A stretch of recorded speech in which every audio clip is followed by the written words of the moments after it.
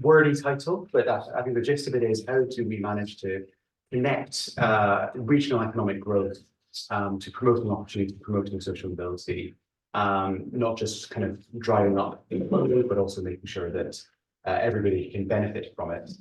So it's an absolute delight to be joined by a fantastic panel of speakers. Just a bit of housekeeping before we get underway. If you haven't noticed, we are streaming live to the internet. So for people on the panel in particular, but people in the audience, be aware that your words will live on in infamy forever on YouTube. So be mindful of that. And we're not expecting a fire drill. There's a fire escape outside where you came. There's no subtlety or secrets there. Great, fantastic. So I have with me Rob Wilson on my right here, who is Deputy Chair of the Social Mobility Commission. We'll kick off with 5 minutes from him. Then we'll have a contribution from Jonathan Gibson, who's joined us from the West Midlands Combined Authority. And finally, we have Alison McGovern, Shadow Minister for Employment and Social Security, and soon to be trustee of the Social Market Foundation. So it's a real pleasure to have you all with me today. So Rob, do you want to kick us off and give us a perspective from the Social Mobility Commission on this big, expansive topic?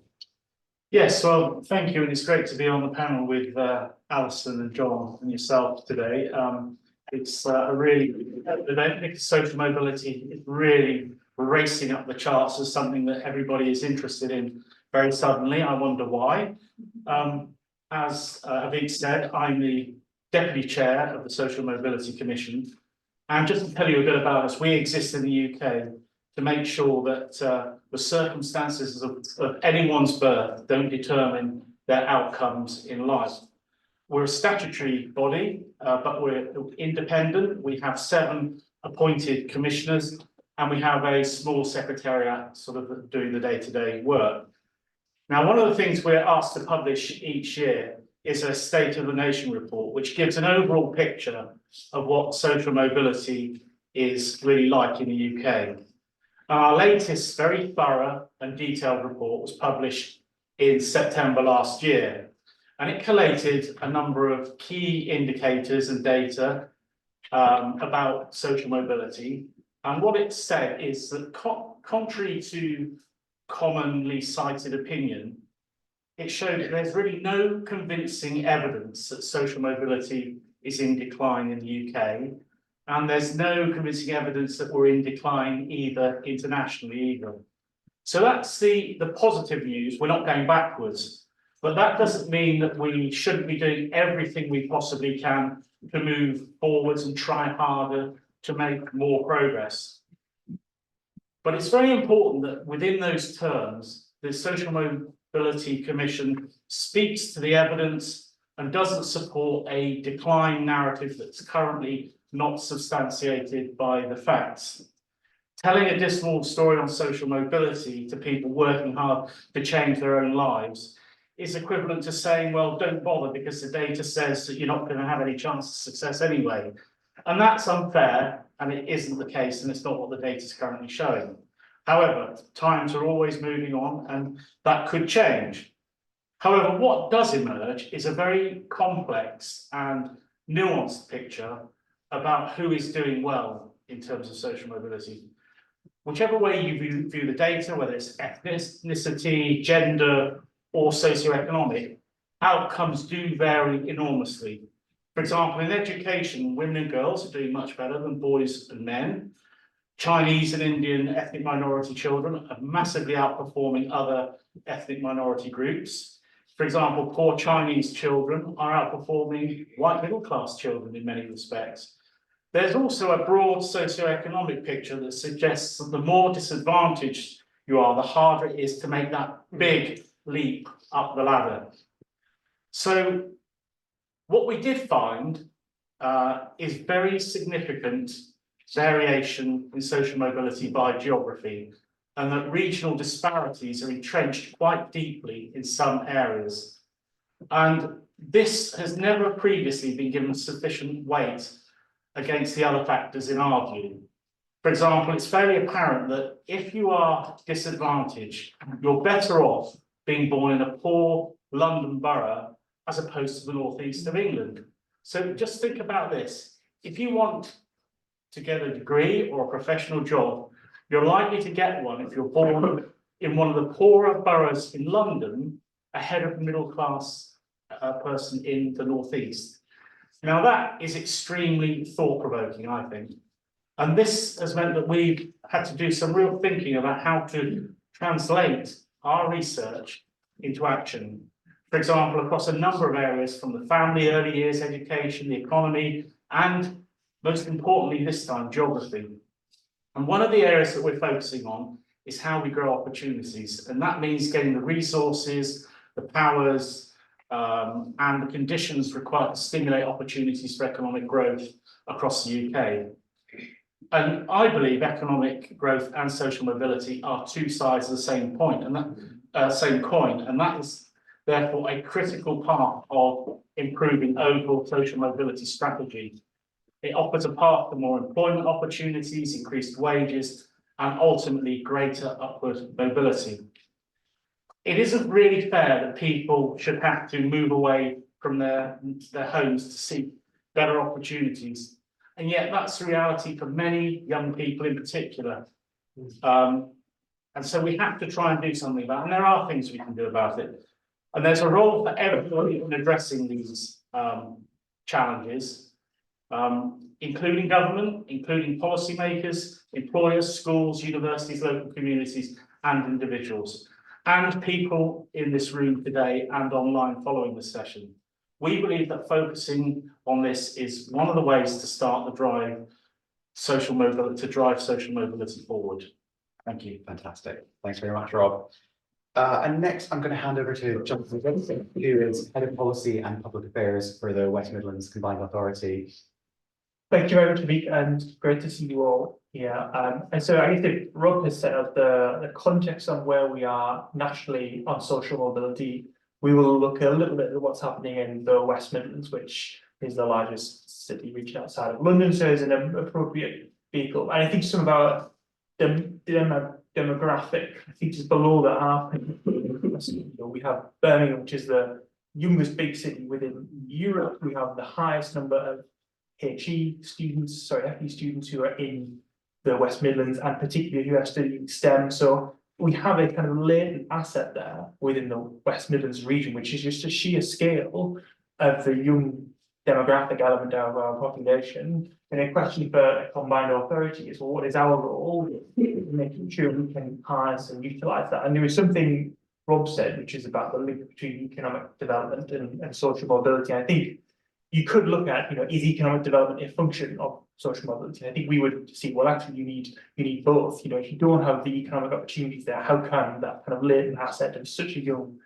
demographic base proceed into opportunities? And so on both, in the combined authority, if we look at skills as one of the key domains, we have seen devolution of adult skills funding right back to our first devolution deal in 2015, where the commitment was to devolve the adult education budget. We have since 2019 spent around £700 million on adult education, and as of the next financial year, we will probably have a budget of over £200 million of expenditure on economic development skills in community. So we are significant players within the region.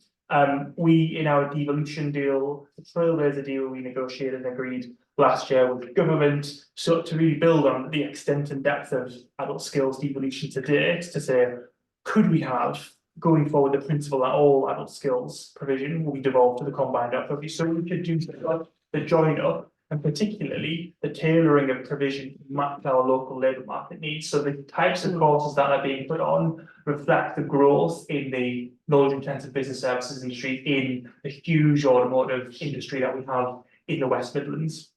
And so we kind of sought to establish the principle, we have done so much, how can we go further? We have trained, for example, 160,000 more people to level 3 since 2019, and reduced the number of people without any qualifications by 60,000. So, these aren't kind of small numbers, but adult skills is just one part of the devolution landscape. We have a commitment to jointly oversee 16 to 18 technical vocations in the West Midlands with our colleagues in Greater Manchester in a similar place as well, and also thinking about what is the role of a combined authority in careers provision. Now, if you think about all of these different levers, they are currently sat within various other agencies, but our role is to say how can we kind of bring coherence across that system, both within DfE, DWP, and say let's kind of make more than the sum of the parts there and really reflect that to match our labour market needs and how should we connect that to communities within the region. So again, the direction of travel for evolution and particularly to DfE is very positive. I think with employment support there is way to go there, but you know the commitment and the conversation has started. But I do think to your point earlier, Rob, it's not just a story about skills. It is a story about how do you leverage your whole economy. And as a CA, we have significant levers over transport. We would like more significant levers over housing. We would like more. And then in the economy, what we do on innovation and business support is to say you can't just do one thing to create economic opportunities. You need an institution that can wrap it all together and then articulate it as a model to sell it to investors, the private sector, to do the convening. And that's where we would see our kind of main role as well as skills in saying, if you put all of those levers together with lots of flexibility locally for how we use them, ultimately that is a kind of recipe we would think for how, you know, with more powers and flexibility over time, we can start making inroads into some of the geographic disparities you highlighted in the report. Wonderful. Thanks so much, Jonathan. And Alison. I think thank you, and thanks to SMF for this great event. I previously did an event with SMF on social mobility that was similarly well attended and supported, and I think social mobility, in my opinion, is a kind of social market question, because what we're really talking about is people not able to get the return on their time in the labour market because of barriers that are holding them back. So for the good of society, how can we make this particular market work better? So I think this is essentially an SMF type issue. And I think that, well, I want to make 3 points: a social policy point, an economic point, and a cultural point.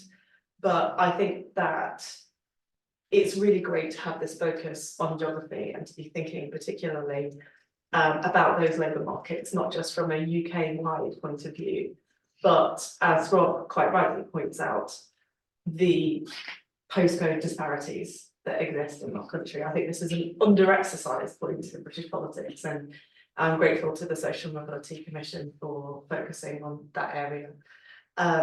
So the social policy point, first of all, I think years gone by, when we talked about social mobility, the focus would often be on education. And of course, that's right. You know, we all know the power of a good education. Great.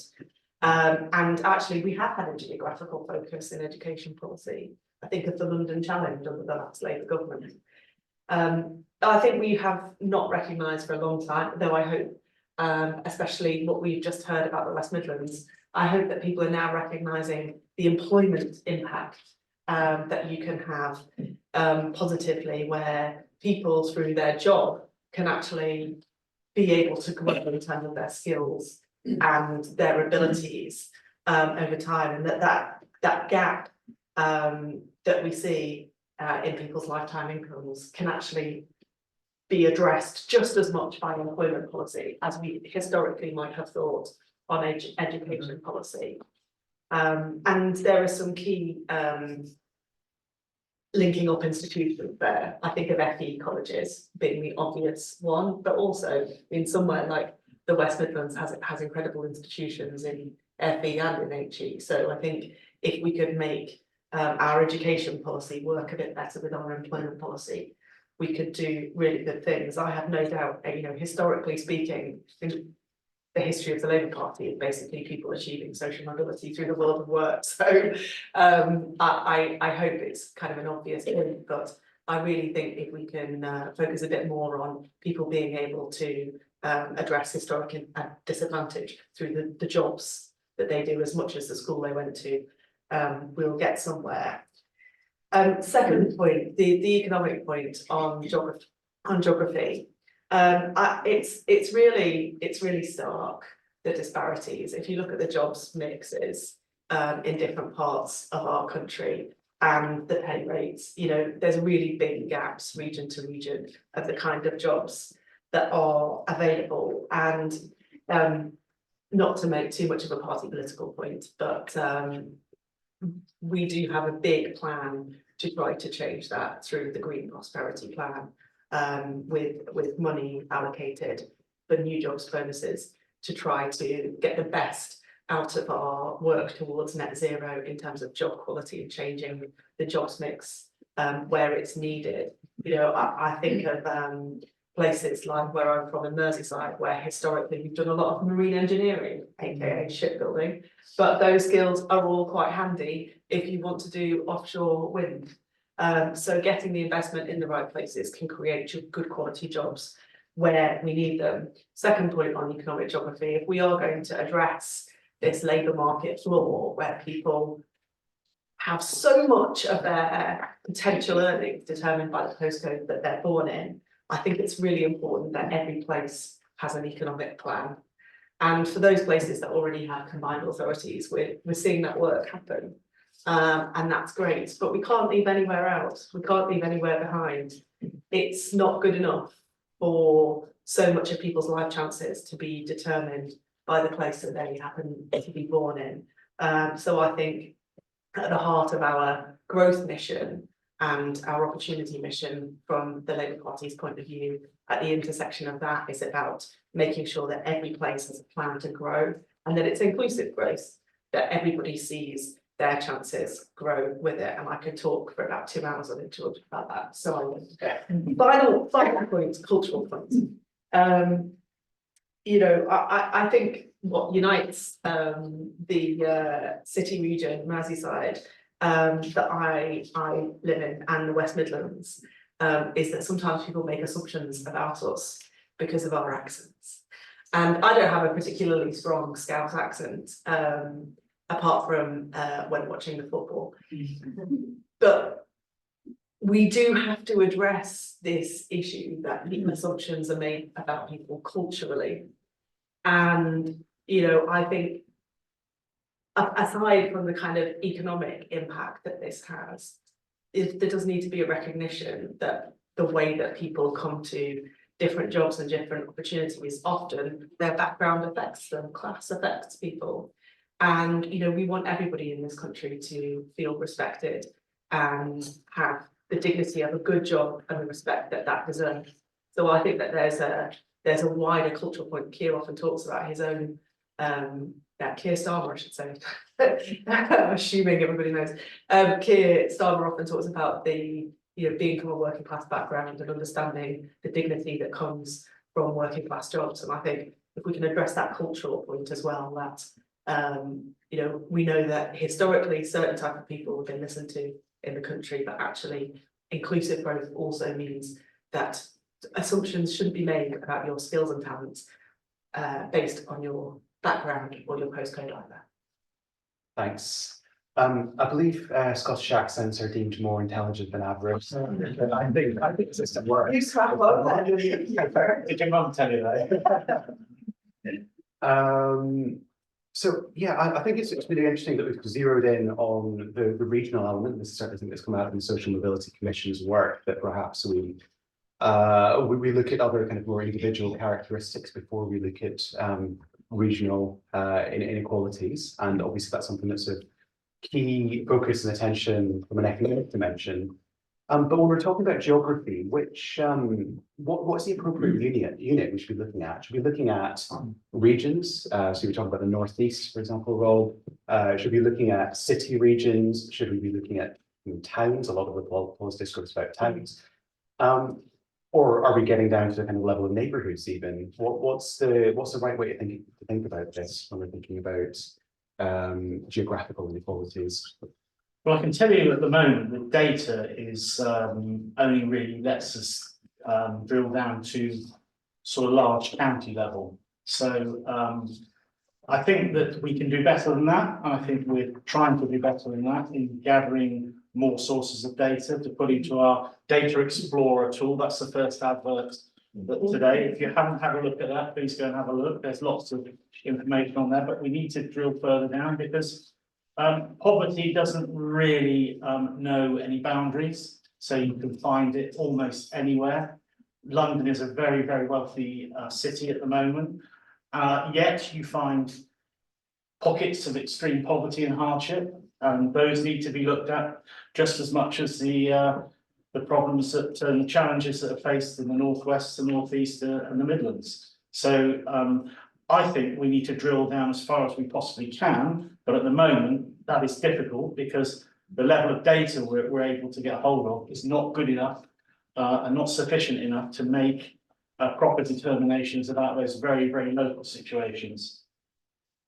Yeah, Jonathan. I give a view of that. So I think the data on labour markets regionally are quite interesting. So I think if you look at the West Midlands, we are nearly 3 million people.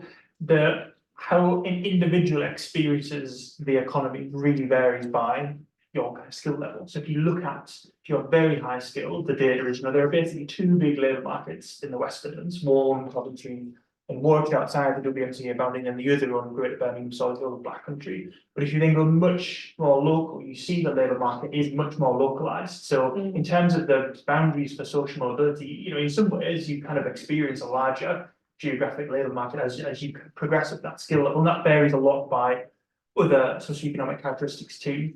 But I think with both of those in mind, the job of a CA is to kind of cater for that multitude of different levels within an individual place. I think another dimension to that is if you look at within the WMC area, and this is not just a feature of us, but how labour markets work. So we have multiple functional economies within the WMC area, which basically means if you are in one of the 3 former LEP areas, which is where the data exists, roughly 1 in 4 people will work somewhere else in a different LEP area. So you have this really strong movement of people across the region, which is why the role of the CA is to say, the economy does not stop at an administrative boundary. People's living standards are really interconnected and bleed across local authority boundaries, which is why, the recognition by government over the last 10 or so years of the kind of that level of devolution. So you can look at, the interconnection between local authority areas and then tailor your funding, which, is significant in our case. And DFE has been really ahead of the curve by way of the devolution of adult education and should be commended for that. But you need to look at geography and the economy and the labour markets kind of at those 2 spatial levels, but ultimately at the broadest level so you can capture full extent of interconnections. It's interesting though that the movements you tend to find, those big movements of people, tend to be more graduate types of people over any sort of form of distance. And one of the worries that we have as a Social Mobility Commission is that those at the bottom, the most disadvantaged, find it much harder to make those moves of any distance. So that's why many of them stay rooted to the bottom with the worst jobs, and we need to find ways of getting around that. Yeah, I think public transport is a much underestimated policy lever on social mobility. I think that's what we're hearing. Whenever I speak to colleagues from the West Midlands, we end up talking about public transport. And I think it's great that we have as much fine-grained data as we can get.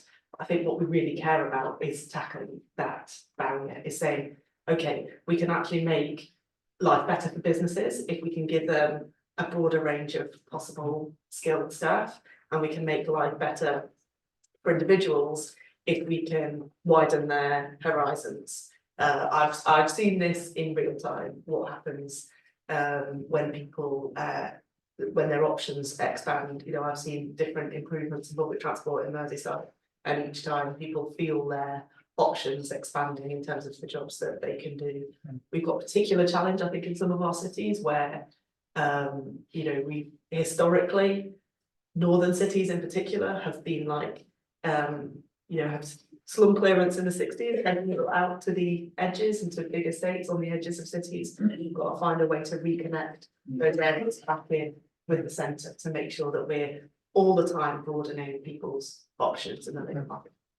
I think that is a really good point. And if you look at different places within England for a second, if you looked at, for example, West Yorkshire or the West Midlands, we're quite similar in terms of our geography. You haven't got, like in London and Greater Manchester, a singular dominant economic entity that pulls people in. And I think there is often an assumption within some policy circles that the route to regional economic growth is to say, let's just agglomerate a single economic entity, and then that is the solution to how you do it. And I think from West Midlands, we absolutely want and need to see an economically thriving Birmingham, but just the way labour markets work, if you are in Dudley or Solihull and you need to be accessing economic opportunities, you can't just say get on the train and go to New Street and then work in the job. It's a very localised picture, which we work with our local authorities and are working with them now to say, what does a place-based economic strategy look like below the sub-regional level? You bring together the multiple different funding levers that we'll have through the single settlement, but also through the investment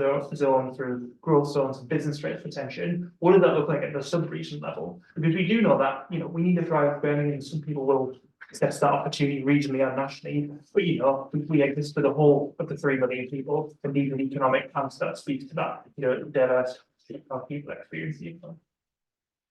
That's a kind of nice segue to the question I have. So I'm going to ask one more question. I could go on all day, but I will I know there's a lot of other people who I'm sure will have thoughts. So please sharpen your questions. I'll come to you all in a minute.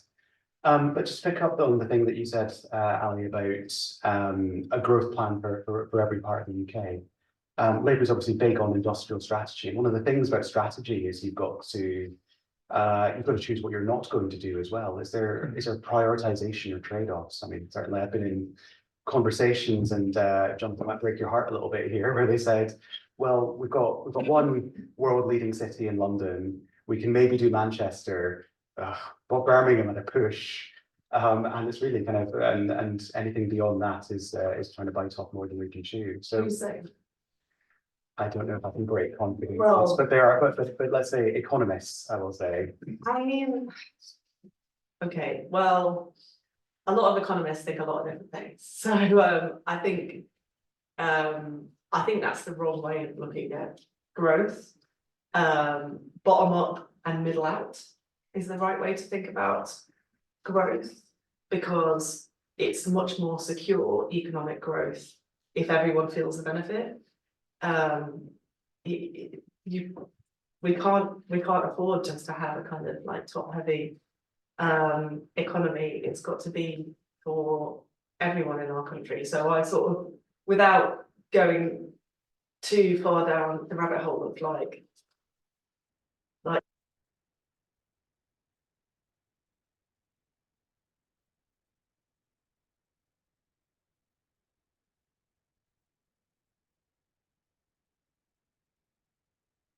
because I know what it is like to grow up somewhere where people say that this place is done, it's over.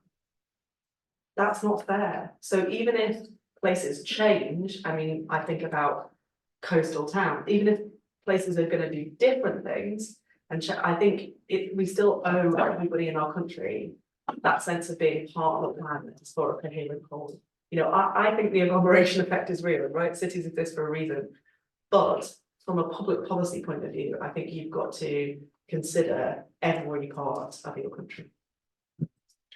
And I think that isn't to say every place needs to have the same economic plan. Yeah. That every place has equal opportunities in every sector to do this sort of thing. But the idea of casting some places adrift, well, I think if you looked at the impact of employment on people's health, do you really want to say you're not going to address the greatest determinants of mental health by just leaving some places casting places adrift? And we'll let others argue that, but in some ways, I think the West Midlands kind of isn't really waiting for someone in London's judgment to say you've got prospects or not. We are already cracking on with it, and kind of the kind of support of central government in enabling us to go further is very important. But for Birmingham, there are people there who are really keen to support the future growth of the city, and we back them all the way to West Midlands and work with them very closely. So we will just get on with it, because we know that whether it's knowledge intensive business industries, whether it's the fact that 1 in every 4 car parts made in the UK is made in the West Midlands. We kind of know what our strengths are. We know what our strengths aren't, and I think that is very right. You have to be able to make strategic choices. But I would say, the enabling framework that government can provide to help us close what is around a £28 billion productivity gap in London, we need to crack on, and we will do that. But it's about us being evidence selective and then understanding what our strengths we can play into, and as you say, what are the castles, cathedrals in the desert that we should avoid. I think actually what John says is right. There are areas that are much better at converting growth than other areas, and it's to do with local strategies partly. I mean, we again did some research in our State of the Nation report about which areas were indicating signs of growth, and we built this sort of research and development composite index, which included three main things. One was business expenditure on R&D, one was university research students, and the other was broadband speed. And it was quite interesting to follow the areas where that was the case. And there tended to be this sort of arc from Bristol to the west of London, and areas like Derby and Nottingham and some parts of the West Midlands were also in that. And on the other hand, the areas that didn't have that were much more rural coastal regions that were very much clustered around the west side of the country and indeed northern Scotland. But going back to our conversation before we started, Aberdeen wasn't included in that because obviously that has special oil and gas things going in its favour at the moment. So the pattern that these main locations had was that they had major universities, and they had clusters of high tech and engineering firms around them, which were hubs for innovation and implementation. So one of the lessons we can learn is that innovation industries, coupled with universities and the right skills, do make a massive difference. Great. I'm sure everyone has lots of questions, so do put your hand up, and might take a couple, and so jump in the front. Thank you very much. Ola Glade, Global Field Director for Business and Community. Fascinating conversation so far. So thank you very much for this event. Just to stick on the regional side of things, I completely agree with everything that's been said so far. But just to get your views on the role regional mayors, play in, you've seen the likes of Andy Burnham and the street and really championing their regions, and how do you kind of get regional managers to continue to champion that across the country? So that's the first question. And the second question is just around how do you incentivize businesses to, global national businesses to invest in places that, the places that need that investment, but they might not currently have a place approach there. How do you kind of incentivize them to invest in those places? I mean, we've seen the likes of PwC and the work they did in Bradford, but how do you get more lawyers, more businesses to take that approach? Great. I've worked on nationwide, and thank you for it's been really interesting. Nationwide building science, so I'm going to talk about housing savings, that's for and building science is for social mobility centuries. And I just want to get the current view on the importance of housing and savings to promote social mobility. They provide a vital safety net, vital stepping stone. And we really need good policies in place alongside education, alongside skills, and all these other areas. Great. I'm going to add on append a question to the question about business incentives, which is a couple of people online have asked, what can businesses do? What should businesses be doing in terms of things like outreach activity, recruitment, and I guess a corporate social responsibility more broadly. Who wants to go first? Shall I? Okay, so on regional mayors and so on, I wouldn't credit George Osborne with much that I agree with, but when Merseyside was offered the opportunity to have a combined authority and a mayor, we grabbed it with both hands because we wanted a chance to run ourselves. And I think Steve Rotherham, I mean, this, you would expect to say this, does a great job. But part of the way in which he does that great job is as you described it, which is that on a national and often international stage, he is able to put forward the case of Merseyside, Liverpool City region, and we're lucky enough to be a place that it turns out people don't mind coming to. So I think that model does work well. It's not perfect, but I think it does work well. I think that if we're all thinking about plans for growth, then I think having that focus and that shared, the social capital of having a shared plan, you know, can really help businesses because they can be a part of that. And feel strongly about it. And some of the best businesses that I've been lucky enough to speak to recently have been talking a lot about the social mobility challenge and their role in addressing it. I think there's incredible innovation going on that the government could really learn from. Very simple things like taking schools off CVs, or maybe not even asking for CVs. You know, I've spoken to businesses that recruit now by asking people to make some video content for them. Which makes me sound like, you know, I'm trying to feel hip and down with the young people, but the point is that is a more relevant skill for them than the ability to write a good CV. So I think innovative businesses are doing good things. There's a question, I think, for government about how to transfer some of that knowledge. No doubt maybe the Social Mobility Commission might advise. And on the housing and building societies point, you know, I think we could have one of these sessions basically on housing and social mobility. I think it's sort of staring us in the face, really. Partly because it stops people moving. And I agree as well. You shouldn't have to move to have great opportunities. You know, of course, we all change jobs and move around. That's a good thing, but you shouldn't feel like your only hope is to leave the place that you love. And you know, our housing situation is a real barrier to that. And on the point of about savings, you know, well, let's get into this conversation, because I think, you know, following the sort of abolition of the Child Trust Fund, we've never really picked up again the idea that actually it does make quite a difference to people if they're able to save, and we'll want that in the future. I think building societies along with credit unions and others can be a really strong force for good. So yeah, SMF, do more sessions on social mobility. That's my conclusion. Very happy to. Jonathan. I'm happy to. Really good questions all. I would say, obviously you will think I am biased on the question of the role of regional institutions.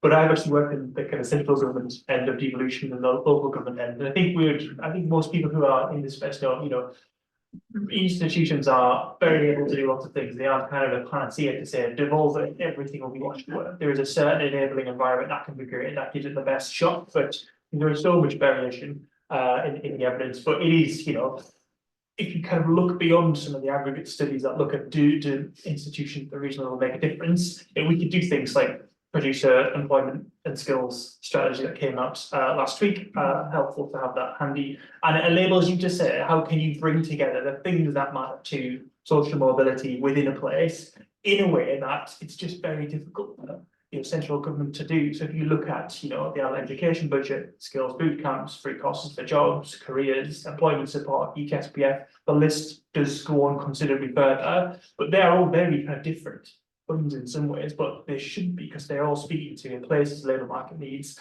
And through the single settlement that we're negotiating with government, we hope to have much more trust and flexibility and responsibility to say, here are the outcomes. You need to then tailor the outputs to the things that matter to your economy, and we will hold you to account for them. But the kind of, you have demonstrated, and they mentioned £700 billion investment in adult education since 2019, that we've got a track record. But how can you really tailor that? And it allows you to do things to the question about transport, to say, well, we know transport is an important part of how people access adult education, and that's why we spend some money in terms of making sure that that accessibility is there. But I think the additional role of an institution, it allows you to say, well, what are the things that beyond quantitative statistics are really making a difference to people's experience? So, for example, we've heard, you know, it's quite some folks can be intimidated by getting on the bus at certain times. We've heard that, you know, women who are going out in the nighttime economy, there is a safety issue there. I mean, the kind of qualitative things that are difficult, understandably, for a national institution to pick up, but they can be picked up by a local institution. So we kind of, you know, we do deliver big funding streams, but also being able to pick up on what are the actual micro level factors that are maybe stopping people from being able to get a job, from being able to get into work, and ultimately having the flexibility and convening power to do that is where we can go a little bit step further. I will address you the two questions because I'm sure you're very good to hear from Robert. Well, I'll just comment on the first one, which was the devolved stuff, because it's clear working with government, local leaders can make a huge difference to what's going on in those areas. And Alison cited Steve Rodman, but you know there are other good examples in the West Midlands. Andy Street has made a huge difference. Andy Burnham has made a difference in Manchester, and you could go to the North East as well. So those sort of mayors have done a lot to move things forward. And we've got our own sort of connections in. We work with sort of local authorities and combined authorities, and we take regular feedback from. I was chairing a meeting only a week or two ago with representatives from all those, pretty much all those bodies on it. And so we do understand what the advantages are, but don't think devolution is a silver bullet, because these are very, very complex issues, and there's a lot more to it than meets the eye. But we do need to do things like build capacity within local authorities and combined authorities, help with the resources necessary to help local officials understand and utilise the powers that they've been given. There needs to be a clear workforce strategy within those local authorities that are given these extra powers. And there has to be assessment and evaluation of all the policies. I mean, one of the things we want to see running through everything is upskilling at all points in the sort of panorama of things that we do, from parenting, early years, through schools, colleges, universities. Being able to show the upskilling that you've had at each of those sections is really important. So you need to be able to assess it, to measure it, to understand it. And so that's going to be the same with the economics of local devolution as well. Great. More questions yourself? Thanks. Richard from the Prince's Trust. So the transition to net zero and growth in green jobs should potentially be quite a large opportunity for social mobility because of the locations where we know these roles are going to be. However, it could be a potential threat because research we've recently done has shown a real lack of awareness and knowledge and interest in these roles from young people at the moment. And that is especially the case amongst potentially disadvantaged young people who see these roles as the science graduates. So how do we make sure it's an opportunity? Lewis. Thanks, and really good discussion. Lewis from the Association of Colleges. So rightly, really big focus on retraining and reskilling of adults. That's a really important part of it, and of course that takes funding. And I suppose Jonathan, I've taken a slightly more critical picture of how the last 10 or so years has been. We've seen a massive decline in funding in adult education and training, 50% decline in adult education, which means in Westminster Command Authority and premises, you're kind of working with your hands behind your back, and you've got more powers over the declining budget. So the bit of the budget we haven't discussed today is the apprenticeship levy. We've got some analysis coming out next month that shows again that's been a real failure. We've seen a decline in the number of apprentices, we've seen a decline in the number of taking apprenticeships, and a particular decline in apprenticeships in the most deprived parts of the country, as well as a decline in key priority sectors. And I suppose that suggests that putting money in the hands of employers and letting employers just use it as they would is quite risky. So I suppose how might we need to levy differently, more purposefully to tackle some of the things we've been discussing it? And what powers might there be to devolve some of that money for regional interventions in the way that we've been discussing? Great. I'll take another one from online, which basically says that there's some analysis to say, well, I mean, I think you can tell from the stagnant kind of economic growth that essentially social mobility is more zero sum now. We're not creating so many well-paid positions or better paid positions than people's parents. So how far do we need to be thinking about social mobility in somewhat zero-sum terms, sometimes in somewhat redistributory terms of opportunities? And the example they gave as a policy might be something like the restrictive admissions code of Brighton's school lottery or flirtations with school lotteries. Anyone want to pick up on any of those questions? Shall I go with young people? Yes. Because I think, Richard, you ask a really, really important point about the potential for what you might usually call work in the new economy. I mean, we can think about green jobs, but also the creative industry, for example, which creative industries is something that Britain is great at. It's a growing area, like the world is content hungry, there's a lot of opportunities there, perhaps more seen as more like attractive by young people currently, but I don't think that young people are generationally like averse to engineering. I think that there's something else happening. And the Resolution Foundation produced some interesting research this week on where young people are at and the growing number of young people who are not doing anything. And I refuse to use the word neat, but because it's like othering, but like young people who have got issues with mental health problems and the challenge of that combined with economic disadvantage. Again, there are big geographical points to be made here. They've done a lot of analysis on where the biggest challenges that we face. And you can see the compounding effect of having had poor attainment at school, having lived through COVID and the mental health challenges that produces, and then being in a place where public transport is really not good either. So I think that we've all got collectively some work to do to help the next generation coming forward. And for some young people, that is the work that Princess Trust does really well, which is confidence building and about opening up the idea of opportunity, where perhaps for different reasons that's been shut down. We are trying on Ladies Front Bench to work right across different departments, health, home office, DWP, education, to think about, young people where they are and to build an idea of, another word I hate, hubs. But we want to have more mental health support available, in a way that young people could just walk in and access that, but also building in the role of FE colleges and the work that DWP already does for young people. So we're thinking about how can we make that work best on a kind of sure start principle. And I think that can help us to meet the challenge of the site, because it's about supporting young people with the problems that they've already got, but also helping them to see the opportunities that might be there or might be coming. And so I would fit apprenticeships into that vision, really. We've got to be clear on what the data is telling us about where those opportunities are available. And as part of every place's growth plan, they should be thinking about apprenticeships.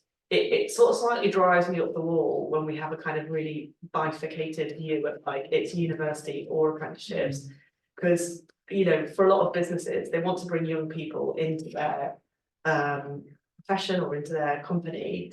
Actually, apprenticeship route is a really great one, but it doesn't preclude somebody doing a degree later on. Just the opposite, in fact. So I think we need to rethink the message there, and I take the points that you've made about strategy and so on. There has got to be a much clearer plan. Really good questions on the net zero elements of the economic opportunity. I would say it's for an institution to be able to know, similar to what we have just spoken about, what its existing assets are and what the big threats are within the economy. So within the West Midlands, for example, our colleagues in Coventry City Council and others are seeking to develop the Coventry Gigapark. In Wolverhampton, colleagues are trying to define and progress the Green Innovation Corridor with levers from a range of sources. But I guess there are other initiatives at the regional level, such as the Energy Capital partnership we have with industry. I think the trick is to know where there is demand within the region, but then also from a social mobility perspective, and then within the same four walls, to have your access to skills levers as well. So there is that just instinctive dialogue between what are the sectors that are emerging, and then how do you then reflect that as much as possible in the skills levers that you have, and in a way that can be used consistently across the variety of funds that exist. And I would say to the point about the levels of education funding, so I don't think we disagree that we have quite a range of significant challenges. Half of all vacancies in 2022 were defined as hard to fill. That's not to say we've job done it anywhere. There is much more to do, and funding is a key part of that.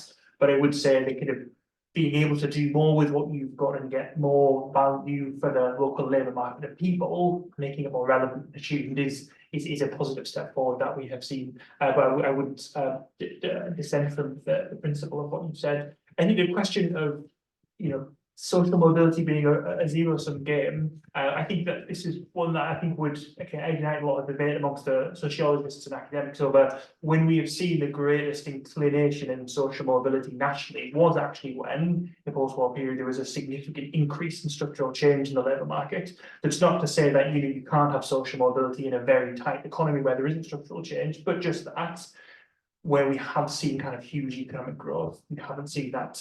We have seen that lift all boats to an extent in the post. Obviously, it's a different circumstance, but I think as well as what we saw in Ireland in the late 2000s, that was also a similar trend. So I think they're two different caveats.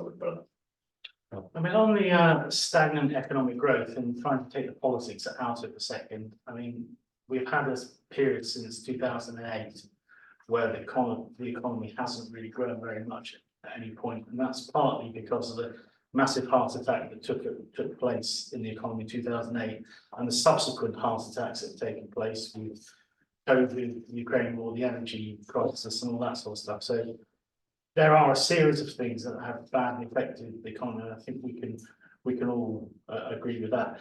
But there are industries that, despite that have either done well or are doing well, and they tend to be the more innovative industries. And I would say that, but they're not doing well enough. If I were to make one criticism of policy across numerous governments in the last 30 years, it would be on competition policy. I think and this is me criticising it. I'm not sure the SMC is quite arrived at this point yet, but there are innovative companies that enter the market that aren't getting very far because they're being forced into mergers and acquisitions and those sorts of things, and it's affecting the market. So there are these huge companies that are dominating sectors that don't have the same impact on social mobility that entrant innovative companies have. And I think that we need to have a broader understanding of competition policy from just what the price of something is, which is really what dominates it and what market share a company has. You have to look much further, because just looking at those, it's discouraging new entrants to come into the market. It's discouraging R&D investment in the market, and it's threatening competition. So we need to have a good look at that, because that is something that could make a real difference if we could have a broader number of companies entering the market, employing people, because the evidence is beginning to show, so it's entrant companies that aid social mobility more than the incumbents. Shout out for the Competition and Markets Authority's recent report on employer concentration and the effect on the UK labour market, published last month. I would recommend it as a reading to everybody. There you go. Rob and I are fellow CMA geeks, clearly. Monopsony. So we are coming to the end of our allotted time. So I'm just going to give everyone a minute or so just to sum up, and in particular, what you think the kind of actions to take away and to direct them at central government, at combined mayoral authorities, and particularly I think there's a lot of interest in business and third sector and what can be done to address the issue of social mobility and kind of rebalance the regional inequality. So maybe pick one action for someone and to kind of end the discussion. Jonathan, do you want to Thank you all very much for your questions, and do come over if you've got any further thoughts or reflections. As a comment, if you're really interested in things you might not have touched on or you might have a difference of view. But I'd say overall, I think to the point made earlier about evolution not being a silver bullet, we could be doing a lot more with a fully integrated employment and skills system on the skills end of social mobility. I think that isn't about spending lots more money. It is about recognising that if you want to bring together at different stages of an individual's labour market journey, the relevant support beyond skills, and looking at mental health and health too, which we've done some work on through the Thrive at Work programme in the West Mids, then ultimately that is a difficult job for any national institution to do, but it's something where a combined authority working with local authorities can start to stitch together. So just from the employment and skills side, I would say, that isn't a kind of huge fiscal injection, notwithstanding the point you made, which I agree with, but it is about making the system working better and delivering more results, delivering better as a result. Alison? I would love the opportunity to reform job centres so that we can turn them to face employers more, end the kind of permanent box ticking that goes on, and really think about how we can look at a place, see the jobs that are coming and help people find the jobs that are really going to help them rise. Brilliant. And Rob? Final word. I think my broad point would be to ask people to think more broadly about social mobility.